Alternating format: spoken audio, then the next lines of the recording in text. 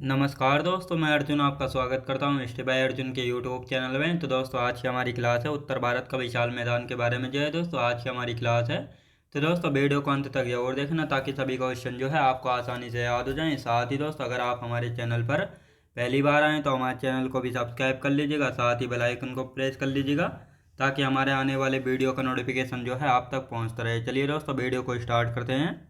यानी आज की क्लास में हम जानेंगे उत्तर भारत का विशाल मैदान के बारे में, और यहाँ पे हेडिंग डालेंगे उत्तर भारत का विशाल मैदान।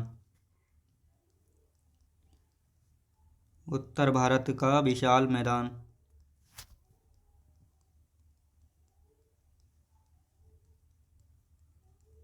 तो ये आज की हमारी क्लास हो जाती है दोस्तों। 2 मिनट जो है पहले इसके बारे में समझ लेते हैं और उसके बाद में इसकी थ्योरी करेंगे और मैप में अच्छे से देखेंगे। तो दोस्तों उत्तर भारत के विशाल मैदान की यदि बात की जाए तो इसका निर्माण कैसे होता है। तो उत्तर भारत का जो विशाल मैदान है, इसका निर्माण गंगा, सिंधु व ब्रह्मपुत्र नदी द्वारा लाए गए अपसादों के निक्षेपण यानी जमाव से इसका निर्माण होता है। अब दोस्तों यहाँ पे बात आती है इसका विस्तार कहाँ पे। तो राजस्थान, पंजाब, हरियाणा, दिल्ली, उत्तर प्रदेश, बिहार और पश्चिम बंगाल व असम में जो है इसका विस्तार है। तो दोस्तों अब यहाँ पे पहले मैप देख लेंगे और उसके बाद इसकी थ्योरी लिख लेंगे। तो यहाँ पे हम बात करते हैं उत्तर भारत के विशाल मैदान की। ये रहा दोस्तों उत्तर भारत का विशाल मैदान। तो यदि बात करते हैं उत्तर भारत के विशाल मैदान की, तो ये रहा उत्तर भारत का विशाल मैदान। तो दोस्तों यहाँ पे हम बात करते हैं, ये दोस्तों राजस्थान में, पंजाब, हरियाणा, दिल्ली, उत्तर प्रदेश, बिहार, पश्चिम बंगाल और असम, इन सभी में जो है उत्तर भारत के विशाल मैदान का विस्तार है। तो ये आपको याद रखना है। अब इसके निर्माण की बात कर लेते हैं और इसकी थ्योरी लिखेंगे। तो दोस्तों यहाँ पे बात करते हैं निर्माण की। निर्माण कैसे हुआ था उत्तर भारत के विशाल मैदान का निर्माण। उत्तर भारत का विशाल मैदान का निर्माण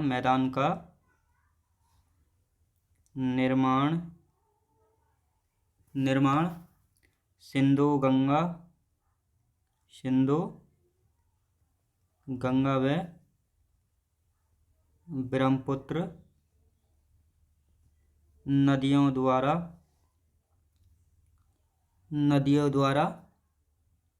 लाए गए अपसाद के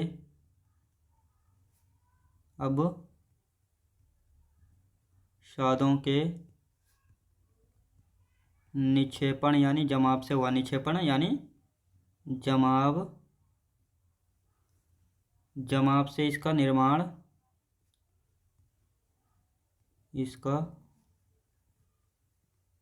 निर्माण हुआ है। याद रखें दोस्तों। अब यहाँ पे हम बात करते हैं अपसाद यानी सेडिमेंट क्या होता है। तो दोस्तों आपने देखा होगा जब नदियाँ बहती हैं तो अपने साथ बहुत सारा अपसाद सेडिमेंट बहा कर लाती हैं, यानी धूल, मिट्टी, कंकड़, पत्थर, बालू और जो ये सभी वेस्ट मटेरियल है, इसी को जो है अपसाद जो है कहा जाता है। और इनको जो है ये एक जगह जमा देती हैं, तो उन्हीं के द्वारा जो है इसका निर्माण हुआ उत्तर भारत के विशाल मैदान का। अब दोस्तों यहाँ पे हम विस्तार की बात कर लेते हैं। विस्तार की यदि बात की जाए तो विस्तार जैसे राजस्थान अभी मैंने आपको मैप में दिखाया था। राजस्थान,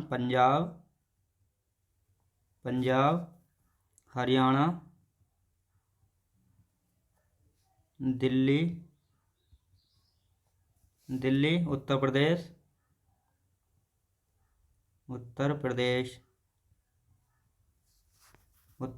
के बाद आता है दोस्तों बिहार, पश्चिम बंगाल और असम, इन सभी में जो है दोस्तों उत्तर भारत के विशाल मैदान का जो है विस्तार। अब दोस्तों यहाँ पे हम बात करेंगे उत्तर भारत का जो विशाल मैदान है, इनको जो है 4 भागों में विभाजित किया गया है। तो कौन कौन से 4 भाग हैं जिसमें जो है उत्तर भारत के विशाल मैदान को जो है विभाजित किया गया है। तो दोस्तों सबसे पहला भाग है भाबर क्षेत्र, फिर आता है तराई क्षेत्र, फिर बांगर क्षेत्र, फिर आता है दोस्तों खादर क्षेत्र। तो दोस्तों आप यहाँ पे लिखेंगे और मैप में देखेंगे कौन कौन से ये 4 क्षेत्र हैं। लिखेंगे उत्तर भारत के विशाल मैदान को 4 भागों में जो है बांटा गया है। उत्तर भारत का विशाल मैदान को उत्तर भारत का विशाल मैदान को 4 भागों में बांटा गया, 4 भागों में बांटा गया है। तो कितने भागों में बांटा गया उत्तर भारत के विशाल मैदान को? 4 भागों में जो है बांटा गया। कौन कौन से 4 भाग हो जाते हैं? पहला है दोस्तों भाबर क्षेत्र, भाबर क्षेत्र हो गया। दूसरा है दोस्तों तराई क्षेत्र, तराई क्षेत्र। और यदि तीसरे की बात की जाए, तीसरा है दोस्तों बांगर क्षेत्र, बांगर क्षेत्र। और यदि चौथे की बात की जाए, चौथा है दोस्तों खादड़ क्षेत्र, ये हो गया चौथा खादड़ क्षेत्र। अब यहाँ पे मैप में देख लेते हैं कहाँ पे पड़ता है खादड़ क्षेत्र।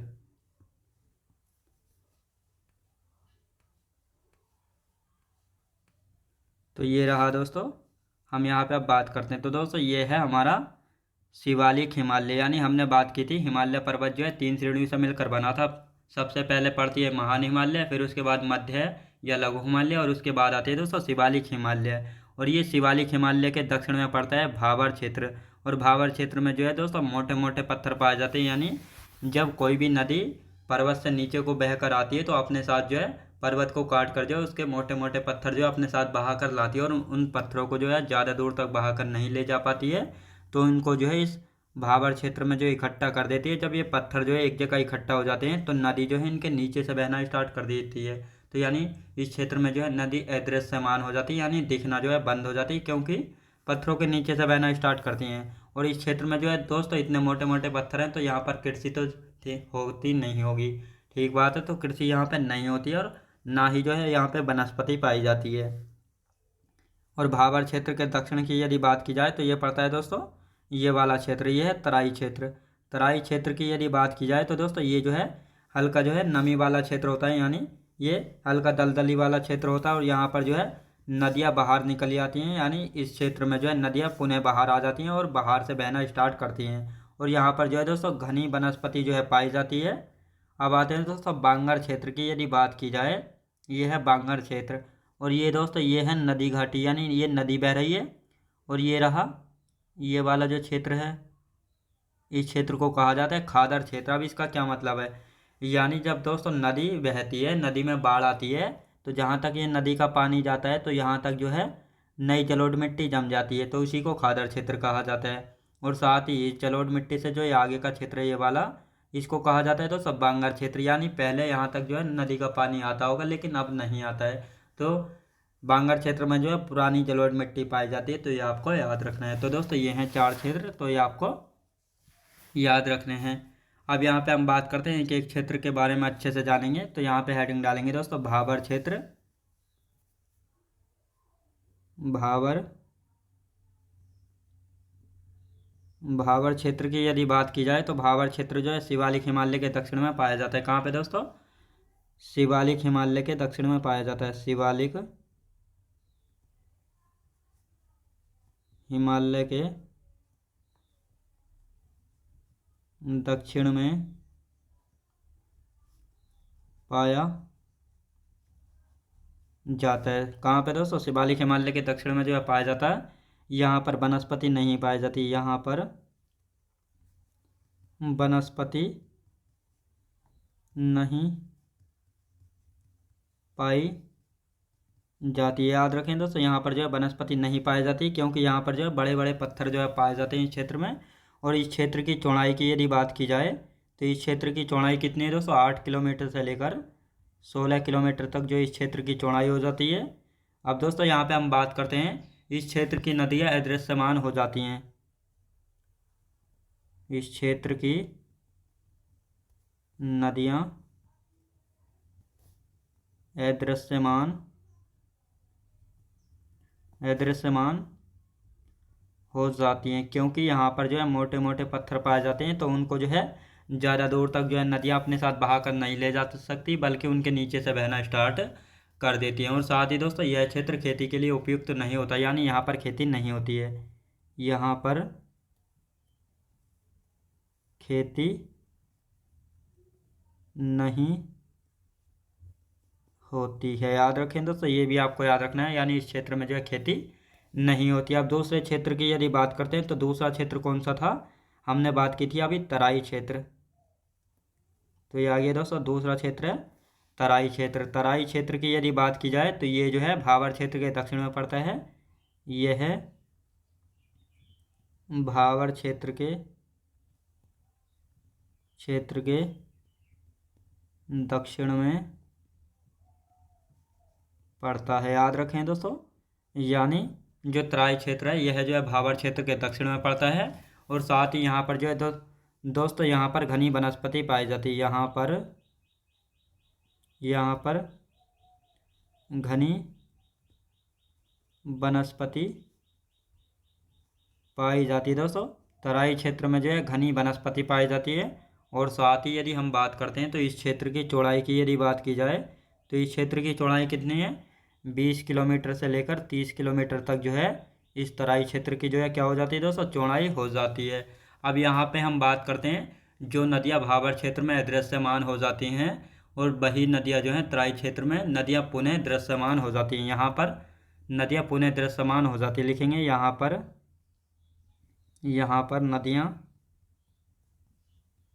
नदियाँ पुनः दृश्यमान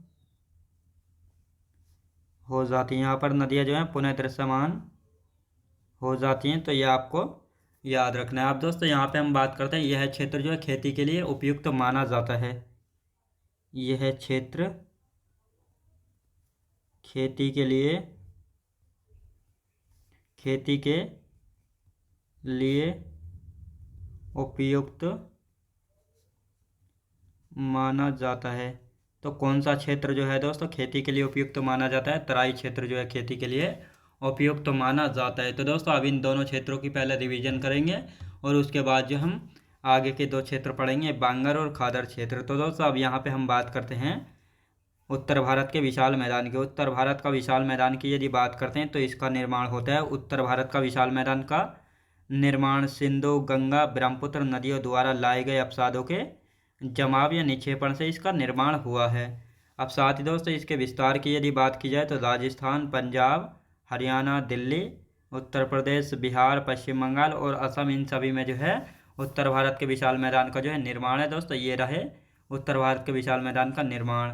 अब यहाँ पे हम बात करते हैं जो उत्तर भारत का विशाल मैदान है इसको जो है 4 भागों में बांटा गया। कौन कौन से 4 भाग हैं, तो भाबर क्षेत्र ये रहा दोस्तों भाबर क्षेत्र, तराई क्षेत्र ये रहा तराई क्षेत्र, बांगर क्षेत्र ये रहा दोस्तों बांगर क्षेत्र, ये वाला ये आपको दिख रहा होगा। खादर क्षेत्र की बात की जाए तो ये है बीच वाला खादर क्षेत्र जो कि नदी घाटी के या नदी बेसिन के आसपास जो है पाया जाता है, और बांगर क्षेत्र नदी बेसिन के दूर का क्षेत्र जो है पाया जाता है। अब यहाँ पे हम बात करते हैं दोस्तों भाबर क्षेत्र। भाबर क्षेत्र में क्या क्या विशेषताएं हैं तो इस बारे में देखेंगे। तो भाबर क्षेत्र की यदि बात की जाए तो ये शिवालिक हिमालय के दक्षिण में पाया जाता है। यहाँ पर वनस्पति नहीं पाई जाती क्योंकि यहाँ पर बड़े बड़े पत्थर जो है पाए जाते हैं। और इस क्षेत्र की चौड़ाई की बात की जाए तो 8 से लेकर 16 किलोमीटर इस क्षेत्र की चौड़ाई है। इस क्षेत्र की नदियाँ जो हैं अदृश्यमान हो जाती हैं। इस क्षेत्र की नदियाँ जो हैं अदृश्यमान हो जाती हैं, यानी पत्थरों के नीचे से बहना स्टार्ट कर देती हैं, यानी दिखना बंद हो जाती हैं। और यहाँ पर जो है खेती नहीं होती है दोस्तों, यहाँ पर जो है खेती नहीं होती। अब आते हैं तराई क्षेत्र की यदि बात करते हैं, तराई क्षेत्र तो यह क्षेत्र जो है भाबर क्षेत्र के दक्षिण में पड़ता है। यहाँ पर घनी वनस्पति पाई जाती है। और इस क्षेत्र की चौड़ाई की यदि बात की जाए तो 20 से लेकर 30 किलोमीटर चौड़ाई है इस क्षेत्र की। यहाँ पर नदियाँ जो हैं पुनः दृश्यमान हो जाती हैं, यानी जो नदियाँ दोस्तों भाबर क्षेत्र में अदृश्यमान हो जाती हैं वही नदियाँ जो हैं तराई क्षेत्र में दृश्यमान हो जाती हैं, यानी बाहर से बहना स्टार्ट कर देती हैं। और यह क्षेत्र जो है खेती के लिए उपयुक्त माना जाता है, तो ये आपको याद रखना है दोस्तों। अब आते हैं तीसरा क्षेत्र कौन सा था, बांगर क्षेत्र था। तो लिखेंगे हेडिंग बांगर क्षेत्र। बांगर क्षेत्र की दोस्तों यदि बात की जाए, बांगर क्षेत्र कहाँ पे पड़ता है तो यह क्षेत्र जो है नदी बेसिन से दूर पाया जाता है। यहाँ की मिट्टी जो है कम उपजाऊ होती है और यहाँ पर जो है दोस्तों पुरानी जलोढ़ मिट्टी पाई जाती है और खेती के लिए कम उपयुक्त जो है माना जाता है यह क्षेत्र। तो चारों पॉइंटों को हम यहाँ पे लिख लेंगे, यानी यह क्षेत्र नदी बेसिन से दूर पाया जाता है। यह क्षेत्र नदी बेसिन से दूर पाया जाता है। तो नदी बेसिन से दूर पाया जाता है यह क्षेत्र। यहाँ की मिट्टी कम उपजाऊ होती है, यहाँ की मिट्टी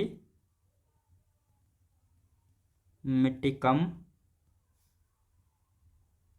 उपजाऊ होती है, यहाँ की मिट्टी जो है कम उपजाऊ होती है। तो ये आपको याद रखना। और साथ ही दोस्तों यहाँ पर पुरानी जलोढ़ मिट्टी पाई जाती है, यहाँ पर पुरानी जलोढ़ मिट्टी पाई जाती है, यानी इस क्षेत्र में जो है पुरानी जलोढ़ मिट्टी पाई जाती है। तो ये आपको याद रखना है। यह क्षेत्र कृषि के लिए कम उपयुक्त होता है। यह क्षेत्र कृषि के लिए कम उपयुक्त होता है। कम उपयुक्त जो है होता है। अब दोस्तों यहाँ पे हम बात करते हैं चौथे क्षेत्र की। चौथा क्षेत्र है खादर क्षेत्र। तो इसके बारे में भी लिख लेते हैं। तो हेडिंग डालेंगे दोस्तों खादर क्षेत्र। खादर क्षेत्र की यदि बात की जाए तो खादर क्षेत्र की क्या क्या विशेषताएं हैं। तो दोस्तों खादर क्षेत्र की यदि बात की जाए तो यहाँ पर जो है नई जलोढ़ मिट्टी पाई जाती है, क्योंकि यहाँ पर जो है जब नदी बहती है, नदी में बाढ़ आती है, तो जहाँ तक नदी का पानी जाता है बाढ़ का, तो वहाँ तक जो है नई जलोढ़ मिट्टी जम जाती है। तो उसी क्षेत्र को जो है दोस्तों खादर क्षेत्र कहा जाता है। यहाँ पर नई जलोढ़ मिट्टी पाई जाती है। नदी बेसिन के आसपास का क्षेत्र होता है। मिट्टी बहुत उपजाऊ होती है और कृषि या खेती के लिए उपयुक्त तो मानी जाती है। तो दोस्तों चारों पॉइंटों को यहाँ पे लिखेंगे हम। यानी नई जलोढ़ मिट्टी पाई जाती है, नई जलोढ़ मिट्टी पाई जाती है। यानी दोस्तों इस क्षेत्र में जो है नई जलोढ़ मिट्टी जो है पाई जाती है। साथ ही नदी बेसिन के आसपास का क्षेत्र होता है। नदी बेसिन के आसपास का क्षेत्र होता है। ये भी आपको याद रखना है कि नदी बेसिन के आसपास का क्षेत्र जो है होता है। मिट्टी बहुत उपजाऊ होती है। मिट्टी बहुत उपजाऊ होती है, यानी यहाँ की मिट्टी जो है बहुत अधिक उपजाऊ होती है। और साथ ही दोस्तों कृषि या खेती के लिए उपयुक्त मानी जाती है। कृषि या खेती के लिए उपयुक्त मानी जाती है। तो ये आपको याद रखना है दोस्तों। ये हमारा उत्तर भारत का विशाल मैदान जो है कंप्लीट हो चुका है। अब इसका एक बार रिवीजन करेंगे और उसके बाद जो है हम भारत के द्वीप समूह के बारे में जानेंगे। तो दोस्तों यहाँ पे अब बात करते हैं बांगर क्षेत्र। बांगर क्षेत्र की यदि बात की जाए तो यह क्षेत्र नदी बेसिन से दूर पाया जाता है। यहाँ की मिट्टी जो है कम उपजाऊ होती है। यहाँ पर पुरानी जलोढ़ मिट्टी पाई जाती है और यह क्षेत्र जो है कृषि के लिए कम उपयुक्त जो है होता है। तो ये आपको याद रखना है। खादर क्षेत्र की बात करते हैं तो यहाँ पे नई जलोढ़ मिट्टी पाई जाती है। नदी बेसिन के आसपास का क्षेत्र होता है। मिट्टी बहुत उपजाऊ होती है। साथ ही दोस्तों कृषि या खेती के लिए उपयुक्त तो मानी जाती है। यानी हम बात करते हैं खादर क्षेत्र। तो दोस्तों खादर क्षेत्र में जो है नई जलोढ़ मिट्टी पाई जाती है। नदी बेसिन के आसपास का क्षेत्र होता है और यहाँ की मिट्टी बहुत अधिक उपजाऊ होती है और यह खेती या कृषि के लिए जो उपयुक्त तो मानी जाती है। तो दोस्तों अब यहाँ पे हम बात करते हैं भारत के द्वीप समूह। भारत के द्वीप समूह की यदि बात की जाए तो पहले दोस्तों यहाँ पे हेडिंग डाल लेते हैं और उसके बाद जो है इसके बारे में पहले समझेंगे और उसके बाद जो है इसकी थ्योरी के बारे में बात करेंगे। तो भारत के द्वीप समूह, भारत के द्वीप समूह। दोस्तों भारत के द्वीप समूह की यदि बात की जाए तो अब सबसे पहले दोस्तों द्वीप यानी आइलैंड होता क्या है। तो दोस्तों यहाँ पे हम बात कर लेते हैं। तो दोस्तों ये जो है ये है भूमि, यानी ये मान लेते हैं ये है एक द्वीप। तो द्वीप यानी आइलैंड क्या होता है दोस्तों। द्वीप यानी आइलैंड जमीन या भूमि का एक ऐसा भाग होता है जिसको चारों दिशाओं में जो है पानी होता है, उसी को द्वीप यानी आइलैंड जो है कहा जाता है। और ये द्वीप कहाँ पे पाए जाते हैं, महासागर, सागर, झीलें व नदियों में जो है ये देखने को मिलते हैं। तो दोस्तों यहाँ पे हम बात करते हैं तो इसके जो है चारों ओर क्या भरा हुआ है, पानी भरा हुआ है। इसके जो है चारों ओर क्या भरा हुआ है दोस्तों, चारों ओर पानी भरा हुआ है। तो इसी को जो है द्वीप यानी आइलैंड जो है कहा जाता है। अभी दोस्तों इसकी जो है डेफिनेशन भी लिखेंगे। तो इसको क्या कहा जाता है दोस्तों, इसको कहा जाता है, ये हमारा नॉर्थ, ये हो गया साउथ, ईस्ट और वेस्ट। तो आपको अच्छे से दिखाई दे रहा होगा इसमें, इसके चारों दिशाओं में जो है ये पानी जो है भरा हुआ है, यानी ये जो है जल भरा हुआ है। अब ये कहाँ कहाँ पर जो है पाए जाते हैं, जैसे महासागर में देखने को मिलेंगे, द्वीप यानी आइलैंड महासागर में, सागर में, झीलें व नदियों में भी हो सकते हैं द्वीप यानी आइलैंड। अब दोस्तों यहाँ पे हम बात करते हैं, तो दोस्तों ये हमारा दक्षिणी भारत है। अब दोस्तों यहाँ पे आपने देखा होगा ये है अंडमान निकोबार द्वीप समूह। कौन सा है, ये है अंडमान निकोबार द्वीप समूह। अब ये कहाँ पे है, बंगाल की खाड़ी में। याद रखें दोस्तों, बंगाल की खाड़ी में पड़ता है। क्या पड़ता है बंगाल की खाड़ी में, अंडमान निकोबार द्वीप समूह। तो इन अंडमान निकोबार द्वीप समूह के चारों ओर जो है वाटर यानी पानी भरा हुआ है, तो इसीलिए जो है इनको अंडमान निकोबार द्वीप समूह जो है कहा जाता है। और दोस्तों ये बंगाल की खाड़ी में है, और इधर पड़ता है भारत के पश्चिम में अरब सागर। क्या पड़ता है दोस्तों, अरब सागर। और यहाँ पर ये छोटे छोटे द्वीप जो हैं ये लक्षद्वीप समूह है। कौन सा, ये है लक्षद्वीप समूह। अब दोस्तों यहाँ पे हम बात करते हैं, भारत के साउथ में पड़ता है हिंद महासागर, इंडियन ओशियन। तो ये भी आपको अच्छे से पता लग गया होगा, भारत के साउथ में, दक्षिण में और पूर्व में कौन कौन से महासागर जो है पड़ते हैं। तो ये आपको अच्छे से याद रखने हैं। अब दोस्तों यहाँ पे हम इसकी डेफिनेशन लिख लेते हैं, द्वीप यानी आइलैंड की। तो डेफिनेशन लिख लेते हैं ताकि आपको डेफिनेशन से अच्छे से समझ में आ जाए। द्वीप, द्वीप यानी द्वीप जमीन या भूमि का एक ऐसा भाग होता है, जमीन या भूमि का एक ऐसा भाग होता है, ऐसा भाग होता है जो चारों ओर से पानी से घिरा होता है, जो चारों ओर से पानी से घिरा होता है, वह द्वीप यानी आइलैंड कहलाता है। याद रखें दोस्तों, द्वीप कहलाता है। ये महासागर, ये महासागर, सागर, झीलें व नदियों में हो सकते हैं, नदियों में हो सकते हैं। तो ये आपको याद रखना है। अब दोस्तों यहाँ पे हम बात करते हैं यानी कौन कौन से द्वीप है। तो दोस्तों सबसे पहला अब यहाँ पे हम मैप बनाएंगे, और उसके बाद जो है यहाँ पे देखेंगे कि अंडमान निकोबार द्वीप समूह कहाँ पे पड़ता है, और उसके बाद जो इसकी थ्योरी के बारे में अच्छे से जानेंगे। तो दोस्तों अब यहाँ पे हम बात करते हैं कि यहाँ पे इधर को मैप बना लेते हैं।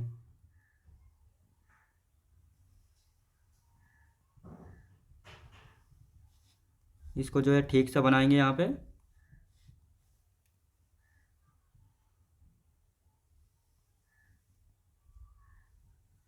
तो यहाँ पे हमने बना लिया। अब यहाँ पे जो है द्वीप बनाना स्टार्ट करते हैं। तो दोस्तों यहाँ पे पड़ता है, ये है कोको द्वीप, ये कोको द्वीप है, कोको द्वीप। ये कहाँ पर पड़ता है, म्यांमार का द्वीप है। किसका, म्यांमार का द्वीप है। अब दोस्तों इसके नीचे एक ये पड़ता है लैंडफॉल द्वीप। कौन सा है, ये है लैंडफॉल द्वीप, जो कि अंडमान निकोबार द्वीप समूह का सबसे उत्तरी द्वीप है। और लैंडफॉल के नीचे पड़ता है दोस्तों, ये है उत्तरी अंडमान, ये उत्तरी अंडमान हो गया। और उत्तरी अंडमान के नीचे ये पड़ता है दोस्तों मध्य अंडमान, ये मध्य अंडमान,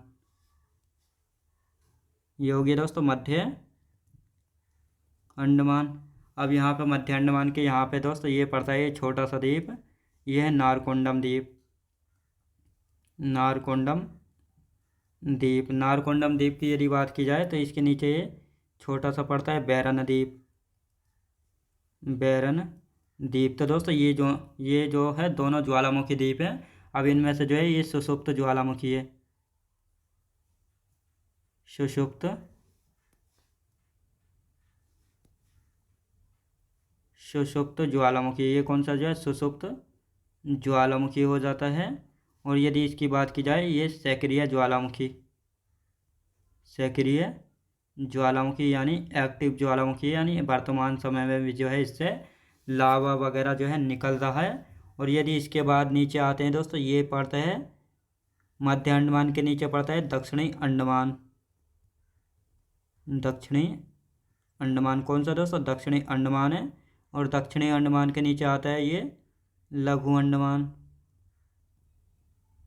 लघु अंडमान कौन सा दोस्तों? लघु अंडमान आ जाता है दोस्तों यहाँ पे। अब लघु अंडमान के नीचे आता है दोस्तों ये कार निकोबार। कार निकोबार हो जाता है। कार निकोबार के नीचे कौन सा आता है? लिटिल निकोबार। लिटिल निकोबार हो जाता है। और लिटिल निकोबार के नीचे आता है ये ग्रेट निकोबार। ये ग्रेट निकोबार। तो ये सारे द्वीप कहाँ पे पड़ते हैं? ये अंडमान निकोबार द्वीप समूह के सारे द्वीप हैं। अब यहाँ पे हम बात करेंगे तो दोस्तों, यानी उत्तरी अंडमान और कोको द्वीप के बीच से जो है ये जल संधि गुजरती है। इसका क्या नाम है? कोको जल संधि। कोको जल संधि। तो पूछा गया क्वेश्चन है, कोको जल संधि किन दो द्वीपों को अलग करती है? तो ये उत्तरी अंडमान व कोको द्वीप को जो है अलग करने का काम करती है कोको जल संधि। अब दोस्तों यहाँ पे हम बात करते हैं उत्तरी अंडमान और मध्य अंडमान की। यदि बात करते हैं तो अब यहाँ पे हम बात करते हैं दोस्तों दक्षिणी अंडमान। तो दक्षिणी अंडमान और लघु अंडमान के मध्य कौन सी जल संधि है दोस्तों? दक्षिणी अंडमान व लघु अंडमान के मध्य कौन सी जल संधि है? तो ये आपको याद रखना है, डंकन पास है। कौन सा दोस्तों? डंकन पास पड़ता है। अब लघु अंडमान व कार निकोबार की यदि बात की जाए तो इन दोनों के बीच कौन सी जल संधि है? 10 डिग्री चैनल। तो 10 डिग्री चैनल जो है इन दोनों को अलग करने का काम करता है। और साथ ही दोस्तों यहाँ पर जो है छोटे छोटे द्वीप और पाए जाते हैं जिसका नाम है हैवलॉक द्वीप। हैवलॉक द्वीप हो जाता है। और इसी के नीचे पड़ता है नील द्वीप। नील द्वीप कौन सा दोस्तों? नील द्वीप जो है पड़ता है। अब दोस्तों यहाँ पे बात करते हैं, ये है कार निकोबार और कार निकोबार के नीचे लिटिल निकोबार और लिटिल निकोबार के नीचे है ग्रेट निकोबार। तो दोस्तों अब यहाँ पे हम इनका एक बार रिवीजन करेंगे। तो यहाँ पे आप बात करते हैं भारत के द्वीप समूह। तो द्वीप यानी आइलैंड क्या होता है? जमीन या भूमि का एक ऐसा भाग होता है जो चारों तरफ से पानी से घिरा होता है और ये महासागर, सागर, झीलें व नदियों में पाए जाते हैं। तो दोस्तों ये रहा अंडमान निकोबार द्वीप समूह। कहाँ पे स्थित है? बंगाल की खाड़ी में। लक्षद्वीप समूह ये अरब सागर में स्थित है और भारत के दक्षिण में हिंद महासागर स्थित है। द्वीप यानी आइलैंड, द्वीप जमीन या भूमि का एक ऐसा भाग होता है जो चारों तरफ से पानी से घिरा होता है और वह द्वीप यानी आइलैंड कहलाता है। ये महासागर, सागर, झीलें व नदियों में हो सकते हैं। तो दोस्तों ये जो है अंडमान निकोबार द्वीप समूह का मैप है। किसका दोस्तों? अंडमान निकोबार द्वीप समूह का मैप है। तो अंडमान निकोबार द्वीप समूह का सबसे उत्तरी द्वीप है लैंडफॉल द्वीप। लैंडफॉल द्वीप से नीचे पड़ता है उत्तरी अंडमान, फिर मध्य अंडमान। मध्य अंडमान जो है पूरे अंडमान निकोबार द्वीप समूह का सबसे बड़ा द्वीप है। मध्य अंडमान के नीचे आता है दक्षिणी द्वीप। दक्षिणी अंडमान के नीचे आता है लघु अंडमान और इन दोनों के बीच से एक गुजरता है डंकन पास। डंकन पास ये क्या होता है? एक पतला सा पानी का रास्ता होता है जिससे जो है एक नाव दूसरे बड़े जलाशय से दूसरे बड़े जलाशय में जा सके। तो उसी को जो है दोस्तों जल संधि, पाक स्ट्रेट या डंकन पास वगैरह जो है कहा जाता है। अब दोस्तों लघु अंडमान के नीचे पड़ता है कार निकोबार। अब इन कार निकोबार में लघु अंडमान के बीच से 10 डिग्री चैनल, तो ये इन दोनों चैनलों को अलग करने का काम करता है, इन दोनों द्वीपों को। फिर दोस्तों कार निकोबार के नीचे पड़ता है लिटिल निकोबार। लिटिल निकोबार के नीचे पड़ता है ग्रेट निकोबार। और ये ग्रेट निकोबार जो है पूरे अंडमान निकोबार द्वीप समूह का सबसे दक्षिणी द्वीप है। तो ये आपको याद रखना। और साथ ही दोस्तों इसी ग्रेट निकोबार द्वीप पर जो है इंदिरा पॉइंट पड़ता है जो कि भारत का दक्षिणतम बिंदु है। तो दोस्तों बाकी की जो इनकी थ्योरी बची है उनको हम कल अच्छे से जो है लिखेंगे। तो दोस्तों आज की क्लास जो हमारी यहीं तक रहेगी। तो मैं उम्मीद करता हूँ आपको वीडियो क्वालिटी, कंटेंट वगैरह सभी कुछ आपको पसंद आया होगा। पसंद आया तो लाइक, शेयर और सब्सक्राइब करना बिल्कुल भी ना भूलें। साथ ही दोस्तों अगर आप हमारे चैनल पर पहली बार आएँ तो हमारे चैनल को भी सब्सक्राइब कर लीजिएगा, साथ ही बेल आइकन को प्रेस कर लीजिएगा ताकि हमारे आने वाले वीडियो का नोटिफिकेशन जो है आप तक पहुंचता रहे। चलिए दोस्तों मिलते हैं नेक्स्ट वीडियोज़ में।